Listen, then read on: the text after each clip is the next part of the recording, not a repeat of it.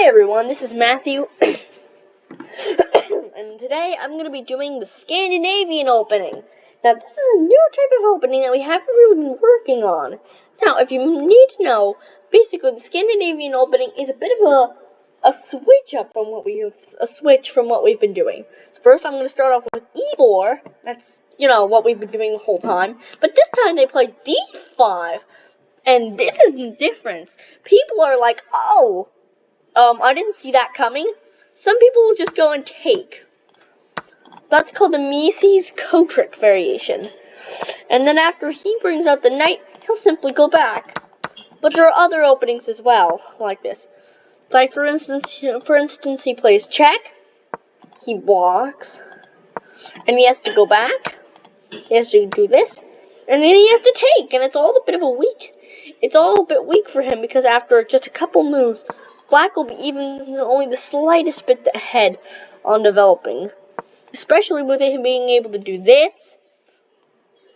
But now he's able to block it. He takes. But he has to take like this. And then he takes. And then captures. Or it could be like this.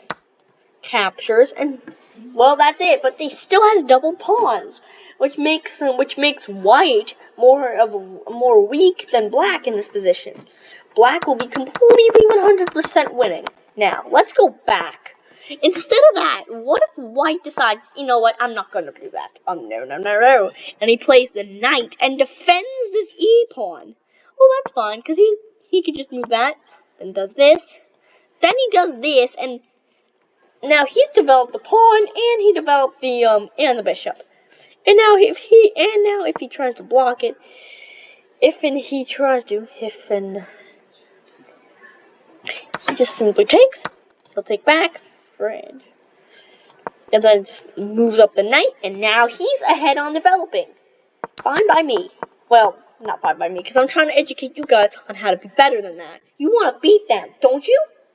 Well, don't you? Well, why would you be watching this video if you didn't want to? I mean, it wouldn't make sense. It wouldn't make sense to. Excuse that. Excuse that random notification. My computer's been weird recently. Anyway, continuing from this position, if this time white decides, here's a smart idea, let's go into this type of an opening. Where he'll take, and then after that he tries something a little like this. It doesn't make sense because white just simply did nothing. All white did was allow his opponent to get two pieces out, and in the meantime, all he's gonna do now is just move out the knight. He'll move up the knight, but then once he castles, he'll be a hell of a lot more developed. And of course white can castle too, but I would say that this will kind of push this pawn out. And all black needs to do now is do this, because once he captures, and white cannot save this bishop. Well, he can, but white will now be a pawn behind. So the best move that he might want to do is this, but that's a mistake as well because he'll simply take this, take. Now, what white would usually do is just capture, but that's also a mistake because you're going to be losing this position now by 3 points. So instead, a better move like this would have been more effective. But now black would only be ahead by 1 point, and white wouldn't be dead. Well, white thinks, oh, well, I can simply still salvage this game. No, you can't, buddy. You've lost the game. It's over. Making that kind of a mistake is not the kind of a mistake you ever want. So now we've decided. Oh, what about this knight, this queen, and this bishop? Now, what about the knight? This turns into the ready opening, or known as the Tennyson Gambit. And that's not good. It's not good for white either, because now white has to move his knight back. And of course, black can simply defend it in the center. in the very good center. And now if he plays check, he'll simply block it, and now he can go back, and now he will simply do this. Oh, don't do that. I'm sorry. That's a mistake. A misclick. Damn misclicks. Instead, he will go there and defends his pawn, which in hindsight is not the smartest idea, but it's still decent. But if he goes here, which is a mistake, takes, and now he only has an he has a d3 pawn, but no e pawn. This e file is doomed. This is a very important file because it's the king's file. Now he wants to try to get in. He wants to try to do this as quick as he can. So what Black might do is decide to move up this pawn. That's fine because he'll go here, and then he'll do this, pinning the knight to the king. Then he captures, moves up, trades. And then he simply trades these pieces, steals again, which now threatens this and this. But I don't care what that bar says. It really doesn't understand. Most of the time, it fails to see most of the decent moves. Yeah, I know, you can capture this. But now, he has to move back. He captures. And he'll capture back. He then captures here. He tries to do this. And that's fine, because now all he has to do is go here. And oh man, you might be thinking, well, what if he just doesn't do that? He moves up the knight. Well, that's going a bit too far in the game, and as it is, I've already went way too far in depth of this game. And anyway, now what if we go back? We go back to the beginning, and we've done now what these sorry, we haven't done the bishop, so sorry, and we have not done this pawn. If he plays this, that's fine, but it's all fine, but not messed. It's just wrong, because now, it's just a bad move, because now he may have developed his pawns, but this king can no longer castle. He moves up and now this time, if he tries to play the same thing, he'll simply block with the pawn, and he has to do the same thing. Now he moves out the knight, and he'll move out the knight, he'll move out the bishop, He moves out this pawn, he moves up this knight, he moves up this bishop, he moves up this bishop. Can you see where I'm going with this? It kind of just gets a bit repetitive at this point. It's really no one's game at this point, and even though Black is still somewhat winning, it just isn't effective for White to do that move. So he won't. I mean, if he does do it, it's a mistake. Oh, and if he goes here, he'll simply capture. Now you see what I mean by it's getting repetitive, very repetitive.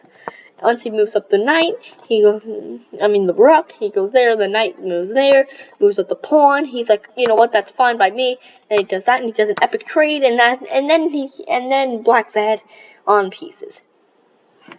But you see, it just gets repetitive. It cannot work for any side unless one of the sides makes a mistake. In this, we're trying to make it seem like, neither one of them we're trying to play the best moves for either side. To be able to teach you guys, make it seem like you guys will be able to understand in depth better moves. Disclaimer: I am not, nor have I or ever will be a good chess player, as in grandmaster. I am no grandmaster, nor will I ever be, probably. But this disclaimer is only because you're watching this video because you are learning from someone who has a great strategy mind. Not to toot my own horn or anything. But after this, if he decides to play, let's say, this move.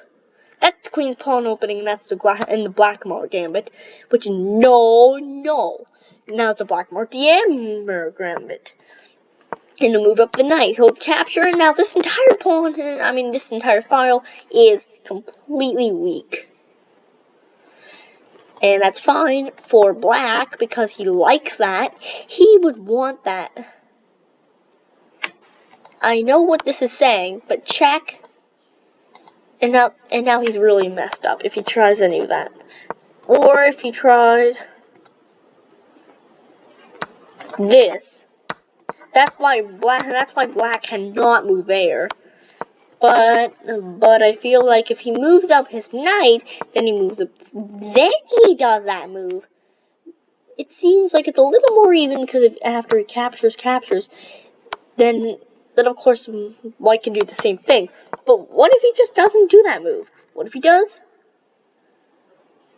this move? That's fine. And now, again, the same sequence of events will kind of ensue at this point. But now it seems a little bit more unlikely for any of that to happen. Now, I've already went a bit far into this opening, and I've been going over farther than I've been pretty much just been going past past maybe 20 moves. I helped you guys, and now at this opening, the final parts of the opening I'll be telling you about is how about this move. Yeah, don't do that, don't do that. Just, if someone does this, it's just because they're trying to be a troll. And then they are not only a pawn ahead, but after they're a pawn ahead, they can seriously take you out with other tactics. So don't do that. Same thing, don't do this, because, again, that's a big weakness for white. If you're black, and someone does this, and then they play knight. You do not want to play, you do want to play this move. Even if they capture back, you can capture and play more pressure on them. Applying pressure is very useful. Now they'll do this. You put them in check. They might block. Then you capture. They have to capture back. You move up the knight. They move up the knight. You castle, and you have a better position. In a way, you have a bit of a better position. Once they castle, you can bring up the knight. They'll move up the pawn. You move up this pawn to get into the center. Then they move up this pawn. Then they go here, takes the knight, takes the bishop. Then they go back, and you have both your rooks in the center. And now you're about very useful. Now both these rooks are useful and can actually help you in this position. And from here, it's all smooth sailing. Now, if you really want to know more, why don't you watch a video by Gotham Chess?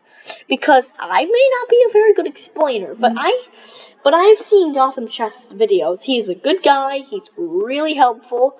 He's taught me stuff that I didn't even know was possible to do. That tactics that I have never seen in games before. But his tactics aren't exactly the type of tactics I use. For example, I do not play the Scandinavian Defence, so I'm not really a fan of the Scandinavian. But if you ever do run into this opening, now you know what to do. Once this player plays these moves, or any of these moves, for instance, after this position, now you know what to do. Especially if they play this move, you capture back. They'll move here. You play check. I know that seems like a bad move, but if they play this, which is likely what your opponent will do, you capture, they capture, it seems like they have a better position, but now you bring out the knight, you move the pawn, they move the pawn, and now you decide to move out this pawn. I mean, the bishop. Darn, I'm really messing up everything today.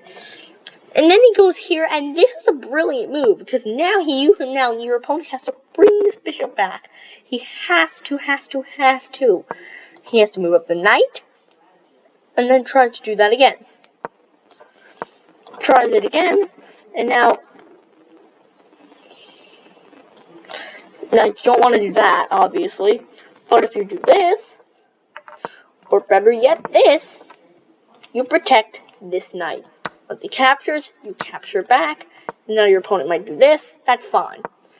Now, I think I've went fully into detail here. Fully. 100%. If this is not self-explanatory at this point, you may want to watch a different person, because I can't explain, but if you want the best help, watch someone like Gotham Chess. Guarantee you, I am not endorsed by him, nor have I ever been endorsed by him. I wish to hopefully someday meet him. I wish. I don't think that'll ever happen, but Now, all you need to do is just go search up Gotham Chess, and I swear to you, you will be learning a lot of new stuff as well.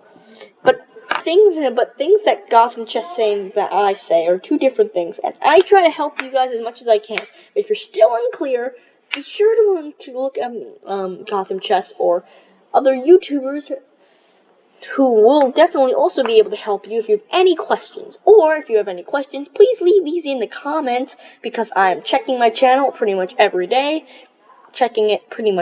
Hopefully. I don't know how long I'll be able to start posting videos, and maybe one day I might have to take a break for a couple days or maybe a week. But until that happens, ignore that. Thank you all for watching, and I'll see you in the next episode. Goodbye.